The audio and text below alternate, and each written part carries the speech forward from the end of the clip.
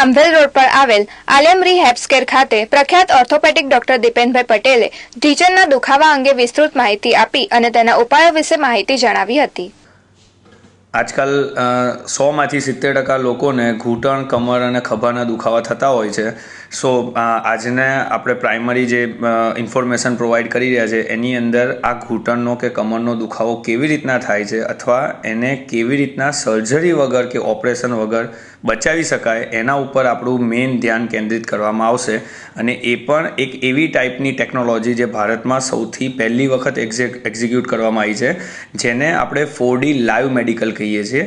આની અંદર x ray, MRI સિવાય પેશન્ટને લાઈવ ચેક કરીને એનો પ્રોબ્લેમ એને બતાવવામાં આવે છે કમ્પ્યુટર્સ પર, અને એ પ્રોબ્લેમ પેશન્ટ જોઈ પણ શકે છે, સમજી પણ શકે છે અને પછી જ એની સારવારની શરૂઆત થતી હોય છે, જે મેજરલી આલયમ રિહેબ કેર દ્વારા કરવામાં આવે છે.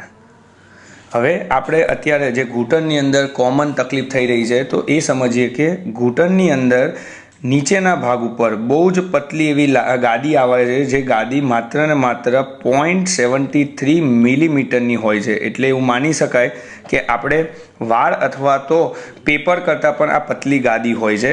અને ઉંમર સાથે બે સાંધા વચ્ચેની જગ્યા ઓછી થતી હોય છે. એટલે જ્યારે બંને સાંધા એકબીજાની નજીક આવે ત્યારે વચ્ચેના ભાગમાં દબાણ આવે છે, અને જે દબાણ આવતું હોય છે એના કારણે ત્યાં દુખાવાની શરૂઆત થતી હોય છે. જો આપણે અહીંયા ચેક કરીએ તો આ જે વસ્તુ છે આને પણ ગુજરાતીમાં ગાદી કહેવામાં આવે છે, જે બે સાંધાની વચ્ચે આવેલી હોય છે. જ્યારે આના ઉપર દબાણ આવે છે ત્યારે દુખાવાની શરૂઆત થતી હોય છે. અમારા એક સર્વે પ્રમાણે 80થી 85% લોકોને અહીંયાની તકલીફ પહેલી શરૂઆત થતી હોય છે. આ ગાદી ઘસાતી નથી, પણ જ્યારે એ લોકો પ્રાઇમરી ડૉક્ટર પાસે કન્સલ્ટિંગ કરે છે તો એમને એવી સલાહ આપવામાં આવે છે કે ભાઈ તમને સર્જરીની જરૂર છે, પણ બધા કેસમાં એ જરૂરી હોતું નથી. સર્જરી મેજરલી જે માણસ ઊભા થઈને ચાલી ના શકે, રાત્રે ઊંઘી ના શકે કે બહારથી કોઈ સારવાર અસર ના કરી શકે એવા લોકોને જ સર્જરીની જરૂર હોય છે. અને આ જે આખી ટેકનોલોજી છે એની અંદર અમે એ વસ્તુ બતાવીએ છીએ કે જે હાડકાને પકડી રાખે છે એ ચારે બાજુથી સ્નાયુઓ આવી રીતના હોય છે, અને આ સ્નાયુઓ ભેગા થઈ અને વચ્ચેના હાડકાને પકડી રાખતા હોય છે. એટલે ભારતમાં જ્યારે અમે મેજરલી ચેક કરીએ છીએ તો એવું લાગે કે લોકોની બેસવા ઉઠવાની ખરાબ પદ્ધતિ, નીચે કચરા પોતા કરવાની પદ્ધતિ, એના કારણે આ ઉપરના સ્નાયુઓ નબળા પડે છે, અને આ સ્નાયુ નબળા પડે એટલે પાછળના હાડકાની પકડ છોડી દેતા હોય છે, અને એ પકડ છૂટે છે. એના કારણે બે સાંધા વચ્ચેની જગ્યા ઓછી થતી હોય છે. હવે જ્યારે સાંધા વચ્ચેની જગ્યા ઓછી થાય તો આપણે એક્સરેમાં જો જોવામાં આવે તો એ સાંધા આવી રીતના આપણને દેખાતા હોય છે, આવી રીતના. પણ બધા કન્ડિશનમાં આવો સાંધો હોતો નથી. એટલે જ એક્સરેની અંદર જ્યારે આવો કોઈ પણ પેશન્ટનો સાંધો હોય, આ સાંધાને તદ્દન નોર્મલ માનવામાં આવે છે. અને આલયમ દ્વારા એ વસ્તુ બતાવવામાં આવે છે કે તમે જ્યારે તમારી રૂટીન ક્રિયા કરો છો, એટલે કે બેસવા ઉઠવાની, ત્યારે જો તમને દુખાવો થાય છે તો પ્રાઇમરી જે પ્રોબ્લેમ છે એ તમારા બે સાંધાની વચ્ચે આવેલી આ મુખ્યત્વે ગાદી અથવા તો મેનિસ્કસમાં હોય છે. અને અમે લોકો જે સારવાર કરીએ છીએ એ સારવારથી લેસર, કોલ્ડ લેસર અને નેનો કરંટ પદ્ધતિ, જેને લેસર કેલ્મેટિવ કહેવામાં આવે છે, એ સારવારથી જ્યારે પણ અહીંયા લેસર અને નેનો કરંટ આપવામાં આવે છે તો મુખ્યત્વે અહીંયા આવેલો સોજો ઓછો થઈ જતો હોય છે. આ પદ્ધતિનું રિઝલ્ટ 93.7% મેડિકલમાં અપ્રૂવ થયેલું છે, તથા આ આખી પદ્ધતિ ભારતની અંદર અમોએ પેટન્ટ કરેલી છે. અને આ પદ્ધતિથી સારવાર કરવાથી ઘૂંટણની ગાદીનો, ઘૂંટણની આજુબાજુના સ્નાયુનો બધો જ દુખાવો ઓછો થઈ જતો હોય છે. હવે આપણે થોડું કમર વિશે સમજીએ. ચોથા પાંચમા મણકામાં જ્યારે લોકોને તકલીફ થતી હોય છે ત્યારે બધા લોકો એવું માને છે કે ગાદી દબાઈ જાય છે. આ ગાદીને જો જોવામાં આવે તો આ L4 એટલે કે ચોથા નંબરનો મણકો, અને L5 એટલે કે પાંચમા નંબરનો મણકો, આ બે મણકાની વચ્ચે ગાદી આવેલી હોય છે. એ ગાદી મુખ્યત્વે આવી હોય છે.